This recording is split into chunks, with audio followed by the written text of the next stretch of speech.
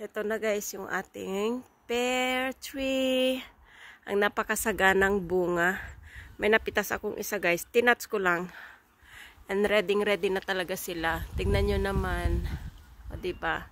Hanggang dito sa baba. Ayan. Napaka-bless ko sa puno na to this year. Ang ganda. Siguro dahil naalagaan ko rin. And then nilagyan ko ng bell sa taas. Kasi nga ang mga ibon, mga pinagkakain sa taas. Actually, marami na akong napitas dyan, sa taas na yan. And then dito, marami na akong napitas. Kasi nga, pinagkakain ng ibon. Kaya ang ginagawa ko, inuuna ko lahat yung mga nasa taas. And then, ayan o, nakikita nyo yan.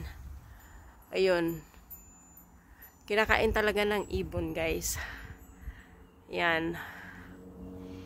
Kaya kita nyo ha. And then dito, tignan nyo siya. Ang dami pa niyang bunga.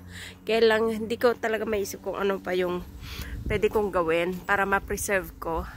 Sabi nila, pwede ko daw i-dehydrate sa oven. Para ano, dito rin, napitasan ko na dito. And then, nakuhanan ko na dito sa pinakaloob. Pero marami pa rin talaga. So, very soon talaga, kailangan ko na siya. Pero, ganito siya, oh. Pagka inano mo siya, tinanggal mo dito, mag-ano na siya, mapipitas. Kaya gaya nito na nakuha ko. Ayan oh. Nilift ko lang siya na ganun. Nahulog na. Kaya ito, I don't have intention na mamitas. Ipakita ko lang sana sa inyo. Kaya lang, wala yung pag-lift ko na ano na, nahulog. So ayan. Tignan nyo yung laki ng bunga niya oh. Dali. Oh.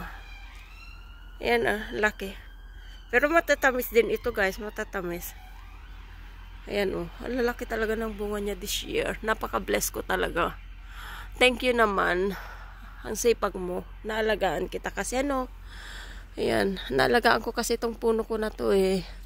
Kaya maraming salamat sa mga matatamis at malalaki mong bunga this year. Kasi nung nandito pa si mama, yung biyanan ko, nung buhay pa siya, lagi kong pinipitasan to. Kaya lang laging may uod.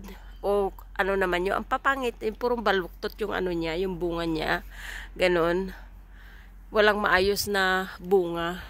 Parang yung mga bunga niya. Yung parang mga ganito. Tapos mga inuod. Ganon. O ganito siya. Kahahaba. Tapos ang daming mga uod-uod. This time kasi na-sprayhan ko. Pero hindi yung talagang spray na ano. Todo-todo. Kasi, ang ginagamit ko is vinegar at saka dishwashing liquid lang din naman at saka water. Yun yung ginagamit kong pang spray nung namumulaklak pa siya kasi prinotektahan ko talaga siya. Tapos, nung hindi pa talaga siya ready na, alam mo yung strong yung mga bunga niya. It comes sa mga uod, ganun. Yun yung mga pang insects na ano, yun yung pinang-spray ko.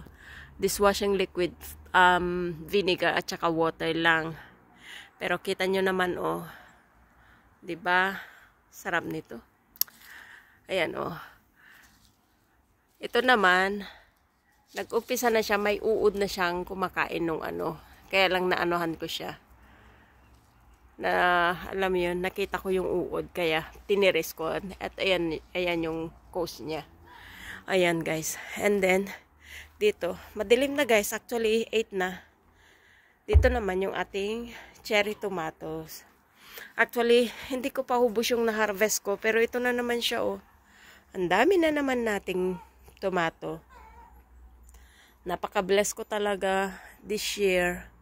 Sobra-sobra yung mga binibigay ninyo sa akin. Thank you. Thank you sa mga blessings. Kasi ilang ano na.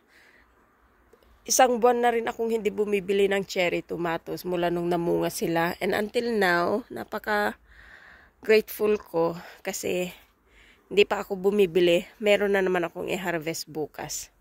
Ayan. Mas malaki yung mga bunga niya dito. Itong 4 na to kaysa itong 3. Hindi ko alam kung anong rason. Kasi dito, pare-parehas naman sila kung saan ko tinanim. So hindi ko alam kung ano yung rason. Bakit mas malalaki yung mga bunga nila dito. Or siguro itong 3 dito mas exposed sa araw kaysa dito. Kasi pagka itong shed namin, talagang nalililiman itong 4 na puno na to. Pero ito naman, yun lang, talagang exposed sa araw. But anyway, ito yung focus natin guys. Oh. Kaya ako may ladder dyan. Kasi nga, tuwing namimitas ako, yung nasa pinakataas talaga ko kinukuha. Iniiwanan ko muna yung mga nandito sa baba. Pero sa Sunday, mamimitas ako. Or Saturday afternoon, mamimitas ako. Tapos, dadalhin ko sa church para i-share ko yung iba. Kasi napaka-abundant talaga. Grabe yung bunga niya talaga. This year. And then, yan. Lemongrass natin. Kung sinong nakakaalala sa lemongrass na binili ko sa Asian store. Ito siya. O yan. O diba? Bali, ito lang yung original. 1, 2, 3, and then 4. Yan. Ayan o. Dami ng suhi. 1, 2, 3, 4, 5, 6. Dami na. Hindi ko na mabilang. Meron pang isa doon. 7. Ayan. O, diba? Marami na silang anak. Thank you, Lord. Thank you, Lord, talaga. Ay, nako. Anyway, thank you guys for watching. Gusto ko lang ipakita sa inyo ang aking pear tree. See you in my next vlog. Don't forget to like and subscribe. Bye. Happy Friday.